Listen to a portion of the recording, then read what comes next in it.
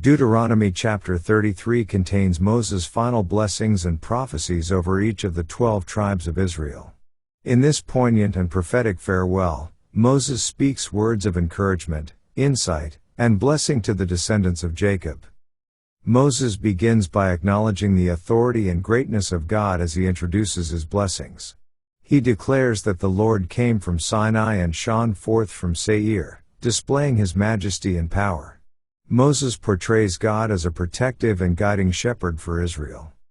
The chapter then proceeds with Moses blessing each tribe individually, attributing specific qualities and destinies to them. He speaks of Reuben's instability, Judah's leadership, Levi's role as priests, and the strengths and characteristics of the other tribes. These blessings reflect both the historical characteristics of the tribes and their future roles within the Israelite community. Moses concludes the chapter by affirming the eternal relationship between God and his people. He emphasizes that God is their refuge, the shield of their salvation, and their source of strength. Moses calls on the people to rejoice in their unique position as recipients of divine blessings and guidance. The chapter stands as a testament to Moses' love for the Israelites and his desire for them to thrive in the Promised Land. His blessings provide insight into the distinctive roles and characteristics of each tribe, while also underscoring the significance of their unity as a chosen and blessed nation. In summary, Deuteronomy Chapter 33 contains Moses' prophetic blessings over the 12 tribes of Israel. These blessings offer insights into the strengths, characteristics, and destinies of each tribe, reflecting their roles within the nation. Moses' final words convey his deep affection for the Israelites and his desire for them to flourish under God's guidance and protection. Let's now read Deuteronomy chapter 33. And this is the blessing, wherewith Moses the man of God blessed the children of Israel before his death. And he said, The Lord came from Sinai, and rose up from Seir unto them. He shined forth from Mount Paran, and he came with 10,000s of saints. From his right hand went a fiery law for them. Yea, he loved the people, all his saints are in thy hand, and they sat down at thy feet, every one shall receive of thy words. Moses commanded us a law, even the inheritance of the congregation of Jacob. And he was king in Yeshurun, when the heads of the people and the tribes of Israel were gathered together. Let Reuben live, and not die, and let not his men be few.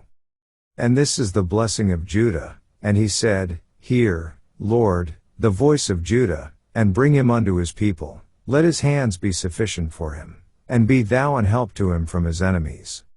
And of Levi he said, Let thy Thummim and thy Urim be with thy Holy One, whom thou didst prove at Massah, and with whom thou didst strive at the waters of Meribah.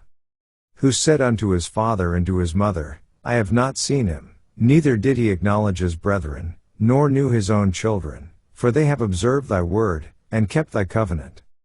They shall teach Jacob thy judgments, and Israel thy law, they shall put incense before thee, and whole burnt sacrifice upon thine altar. Bless, Lord, his substance, and accept the work of his hands, smite through the loins of them that rise against him, and of them that hate him, that they rise not again. And of Benjamin he said, The beloved of the Lord shall dwell in safety by him, and the Lord shall cover him all the day long, and he shall dwell between his shoulders. And of Joseph he said, Blessed of the Lord be his land, for the precious things of heaven, for the dew, and for the deep that coucheth beneath. And for the precious fruits brought forth by the sun, and for the precious things put forth by the moon.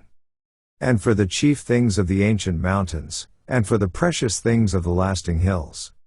And for the precious things of the earth and fullness thereof, and for the good will of him that dwelt in the bush, let the blessing come upon the head of Joseph, and upon the top of the head of him that was separated from his brethren.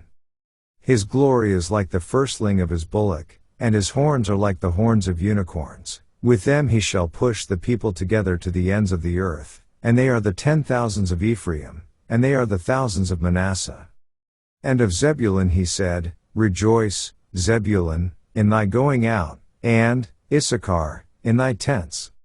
They shall call the people unto the mountain, there they shall offer sacrifices of righteousness. For they shall suck of the abundance of the seas, and of treasures hid in the sand. And of Gad he said, Blessed be he that enlargeth Gad, he dwelleth as a lion, and teareth the arm with the crown of the head.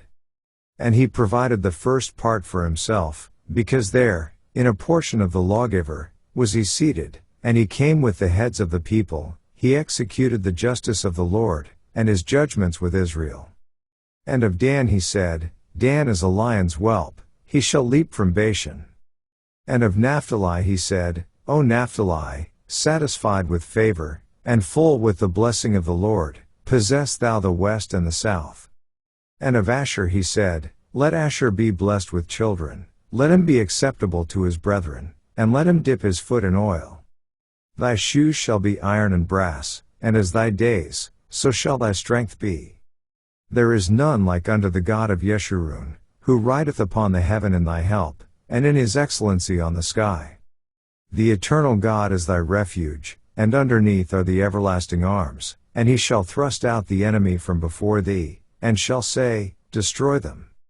Israel then shall dwell in safety alone, the fountain of Jacob shall be upon a land of corn and wine, also his heavens shall drop down dew.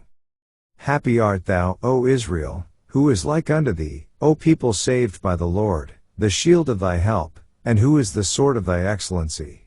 And thine enemies shall be found liars unto thee, and thou shalt tread upon their high places. This ends our reading of Deuteronomy chapter 33.